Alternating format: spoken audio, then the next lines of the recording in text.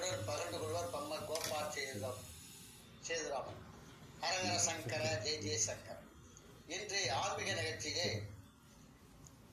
திவ்ய தேசங்களிலே பூர்ணச்சந்திர பெருமாள் திரு நிலா திங்கள் துண்டம் என்று அழைக்கப்படுகிற காஞ்சிபுரத்திலே 108 வைணவர்களிலே இந்த ஏகாம்பரேஸ்வரர் கோயில் உட்பிரகாரத்தில் அமைந்த திரு நீலா திங்கள் துண்டம் 49வது திவ்ய தேசமாக இது போற்றப்படுகிறது. மங்களாசாசனப்படி இங்கு நீரகத்தாய் நிலவரையில் உச்சி மேலாய் நிலா திங்கள் தொண்டதாய் நிறைந்த கட்சி ஊரகத்தாய் ஒன்துறை நீர் வெகா உள்ளாய் உள்ளுவார் உள்ளத்தாய் உலகம் ஏத்தும் காரகத்தாய் கார்வானத்து உள்ளாய் கல்வா காமரும் பூங்கு காவேரியின் தென்பால் மண்ணும் பேரகத்தாய் பேராது என் நெஞ்சில் உள்ளாய் பெருமான் உன் திருவடியே பேணினேன் என்று இந்த திருநெடு தாண்டகத்திலே கூறப்படுகிறது. மூலவர் அதாவது நிலா துண்ட பெருமாள் என்றாக சொல்லப்படுகிறது. தாயார் நேர் உருவில்லா வள்ளி, தீர்த்தம் சந்திர புஷ்கரணி. மூலவர் நிலா திங்கள் துண்டா தான் என்ற திருக்கோலமாக மேற்கு நோக்கி சாதிக்கிறார். தவமிருந்து பார்வதிக்கு தமிழனான உதவிய இந்த வைணவத்திலே சைவம் 2 சமயங்களிலே ஒன்றொன்று தொடர்பு கொண்டு உலகிற்கு உணர்த்துவதுதான் இந்த திருத்தம்.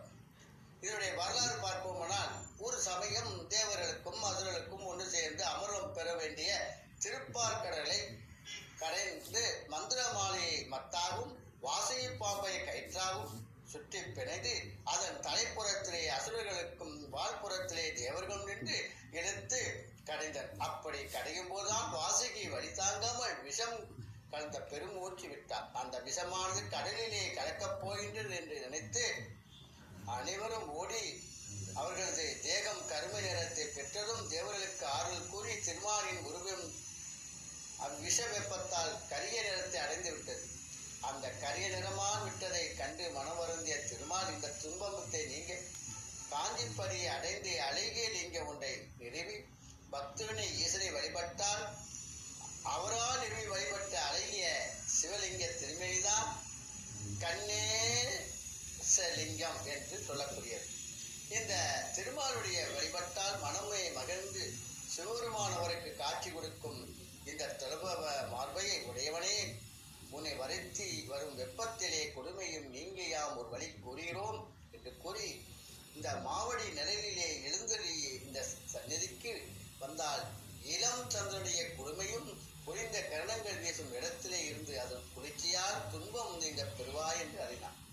சிவபெருமானுடைய அருள் இப்படிதான் திருமால் பிறைச்சந்திரனுடைய குளிர் பொருந்திய கரணங்கள் விழும் இடத்தை அடைந்து அங்கே இருந்தவாறு இறைவனை துதித்தார். அக்கணம் அவரை வரைத்து வந்த கொடிய வெப்பத்தின் வருத்தம் நீங்கா பெற்றார். சந்திரனுடைய அமிர்த தாரைகளை பட்டு அப்பினி நீங்கி சாந்தம் நல்வி.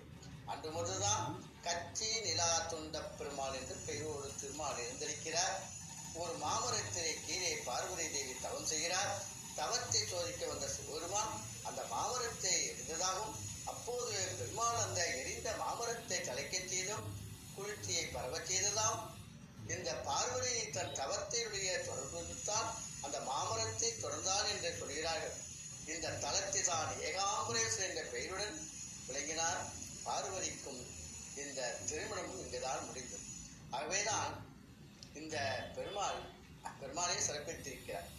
தன் தாபத்தை பெருமாள் தீர்த்தத்தால் தான் அவரை வணங்கி அதே தளத்திலே அவர் அஸ்வதார ரூபியாக நிறைய கொள்ள வேண்டும் என்று வேண்டிக் கொண்ட அந்த பார்வதி இவ்வாறு நிலைப்பட்டவர் இந்த நிலா திங்கள் தொண்டத்தான் என்ற பெயருடையவனாக விளங்கினார். அலங்கார பூஷிதனாக அழகு தோற்றமுடையவனாக அந்த நிலா துண்ட பெருமாள் நோதியிருக்கும் நாயகன் என்றே போற்றப்படுகிறார். பார்வதி தேவிக்கு அருகே உள்ள வாமனர்தான் அந்த மாமரத்தை தலைக்கு வைத்து பெருமாளே கூறுகிறாராம். அந்த கோபத்தால் செய்த பாவங்கள் போக்க தீயால் பாதிப்பு ஏற்படாமல் இருக்கத்தான் வியாபார நஷ்டங்கள் ஏற்படாமல் இருப்பதற்கும் இந்த கோபத்தால் ஏற்படைய பாதிப்புகளை நீங்குவதற்குத்தான் இந்த பெருமாளை வழிபட்டால் நல்ல பலன் உண்டு கைமேல் என்று சொல்கிறார். ஆகவே இங்கிருந்த இந்த கோயிலுடைய சிறப்பு என்ன? பௌர்ணமி, புரட்டாசி, சனிக்கிழமை, மார்கழி மாதம், வைகுண்ட ஏகாதசி போன்ற நாட்களை தாயாருக்கு சிறப்பு திருமஞ்சம் ஆராதனை இங்கு நடைபெறும். நாம் ஒரு முறை சென்று வருவோமா?